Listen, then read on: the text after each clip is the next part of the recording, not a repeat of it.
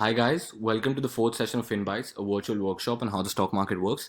This video is sponsored by TradeManza. Do check out the link in our description to download this app and try out their fun games and quizzes.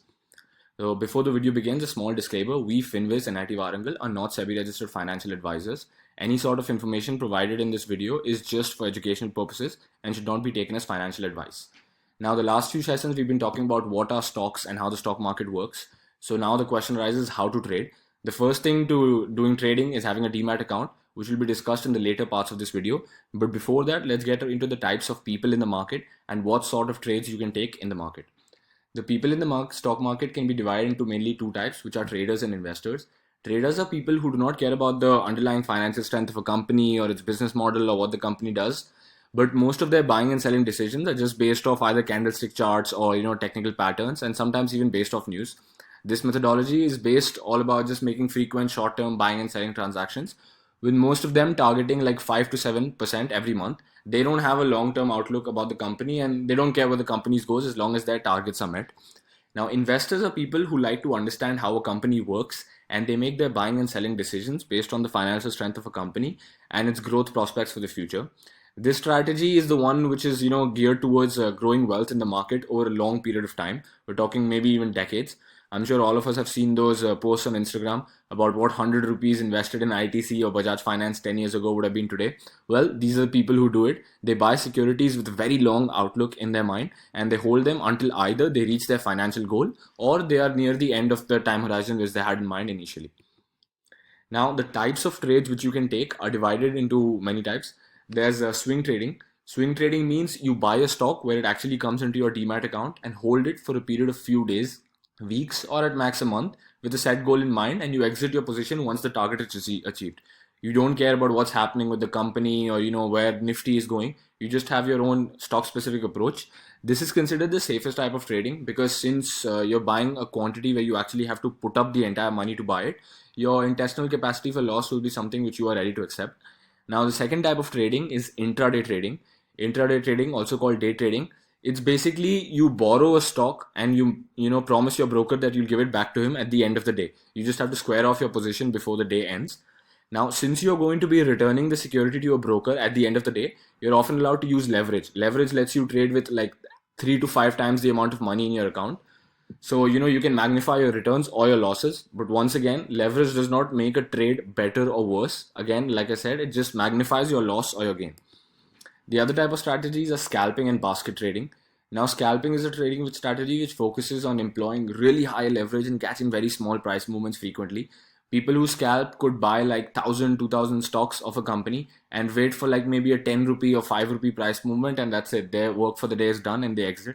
They can take up to 100 trades a day. This strategy might sound very attractive, but it should be employed only by highly experienced traders.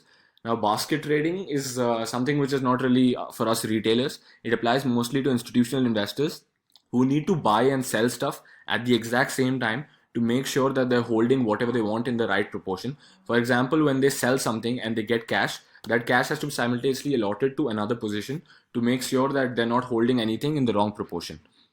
Now, those were the types of trades which can be taken, but this is the two types of trades you can take, which is going long versus going short. Now, going long in a position means you expect the security to appreciate in value. Basically, if an investor has long positions, it means that he has bought those shares and he expects that they will appreciate in value. For example, someone who owns 100 stocks of Tesla is said to be long on Tesla. He has paid the cost of owning those shares. Now, going long is the more conventional investing practice in capital markets, especially for retail investors like us. An expectation that assets will increase in value in the long run, basically the buy and hold strategy. It spares us from the work of constantly checking the market or trying to time the market, and now allows us to weather the ups and downs of the market. Plus, we all know stocks only go up, so history is on our side. Now, the other type of trading which can be taken is shorting.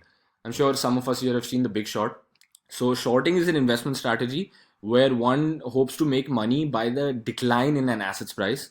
It is also a sort of advanced strategy and should only be undertaken by experienced traders. How does shorting work? So, think of it like you go to your neighbor and you borrow 1 kg sugar from him and you promise that you're going to give it back to him soon. You're going to give him the 1 kg back. Now, as soon as you get the 1 kg, you know that you go out there and you sell it for 10 rupees. Now, you think that the price of sugar is going to fall down. So you wait till the price of sugar falls down and you buy it back for say 8 rupees. Remember, we had sold it for 10 and now we're buying it back for 8. So that 2 rupee profit we keep for ourselves, and we also now have the 1 kg sugar which we can just go and give back to the neighbor we borrowed from. This is how shorting in the market works. When you sell something, you basically borrow shares from your broker and sell them expecting a decline in the price. Once the share price drops, you buy them and then automatically giving back to the broker. This is known as covering your short position. Again, shorting is a very dangerous strategy which should be employed with extreme care. When you go long on an investment, the maximum amount of money you stand to lose is your entire investment, right? Let's suppose you bought 5,000 rupee worth of some stock. The max you can lose is the entire 5,000 rupees, and that is also the worst case scenario. The chances of that happening are almost zero. However, with shorting, let's suppose you go short on a stock, but the stock can just keep going up forever. So whenever you do have to cover your position, you have to buy it at the market price, and in theory, you stand to lose an infinite amount of money. I think the people who've been short on Nifty or Tesla for so long would know how painful it is to get caught shorting at the wrong time.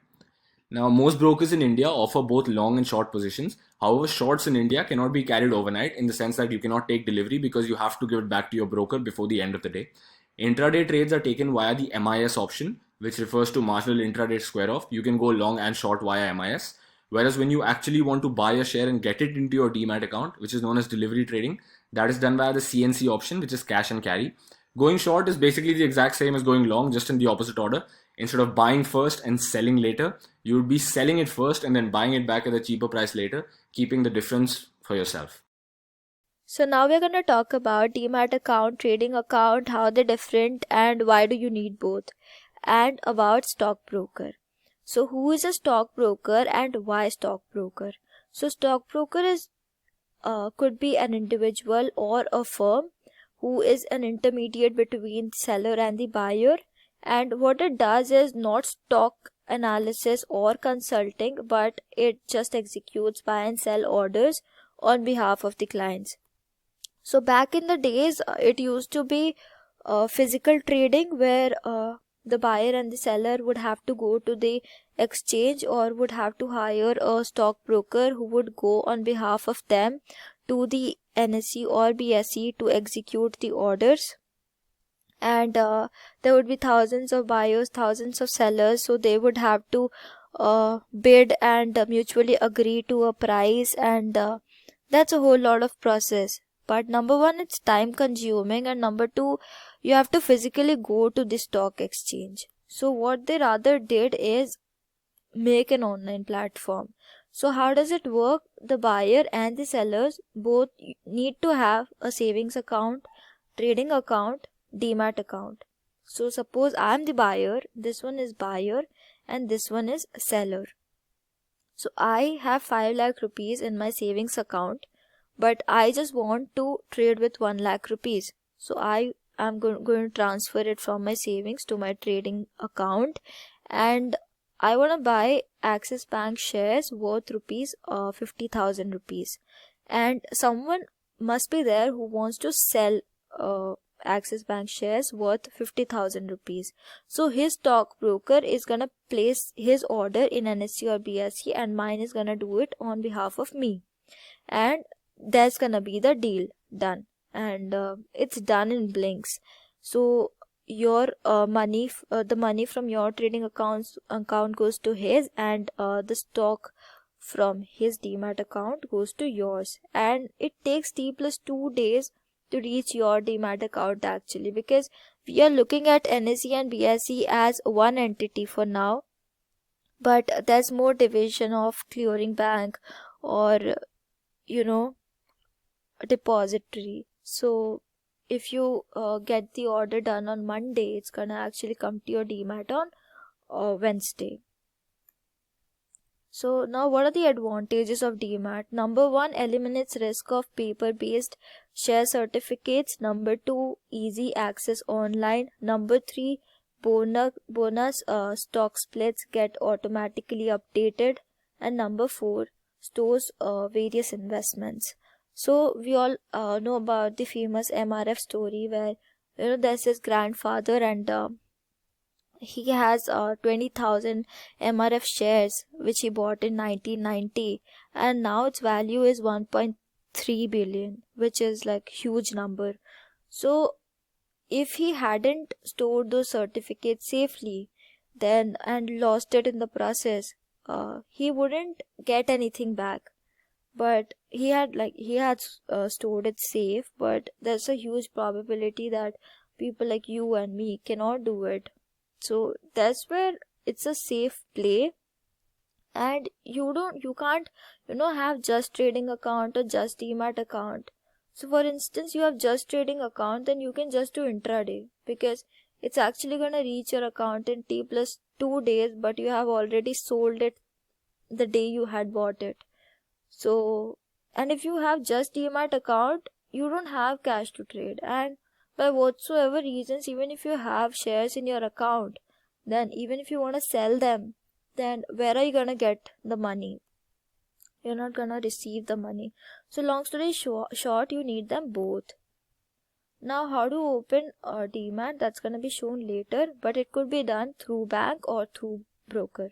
So bank charges you more money, so broker is preferred, and broker provides you an online platform services for buying and selling of shares. You can open charts, you can place your orders, and it's an easy process. And DMAT is controlled by government authorities and trading account by broker.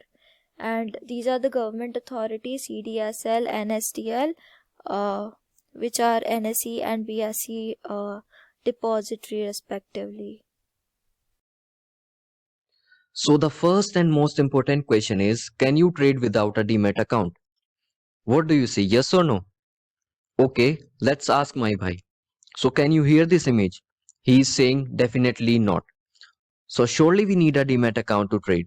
But again the question arises, how to make a DMAT account? And what are the documents required for opening an account?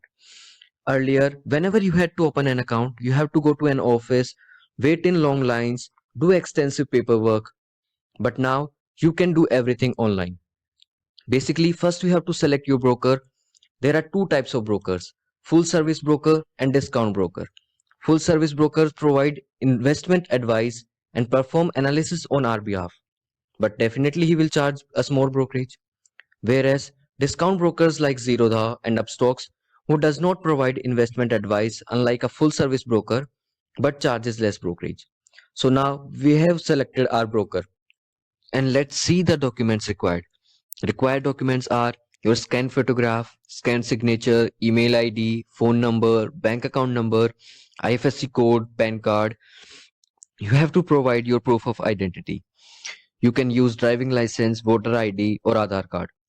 As proof of address, you can again use voter ID, Aadhaar card, passport, ration card. As proof of bank account, you have to upload cancelled check or bank statement. And another is proof of income. It is optional, and it is required only if you trade in futures and options. Here we are done with documents and can start registration process. Go to your broker's website, fill out the online DMAT account opening form. It will ask you for your name, father's name, mother's name, email, phone number, bank account number, and all basic informations. After filling account opening form, you have to upload scanned copy of your photograph, signature, PAN card, cancelled check or bank account statement, and also income proof in case you want to trade in futures and options. Last step is the verification process, in which you will receive an OTP on your phone number and you have to submit it. And this is our process complete. You will get your trading account logins within 1 or 2 working days through your mail. Thank you. See you in the next video.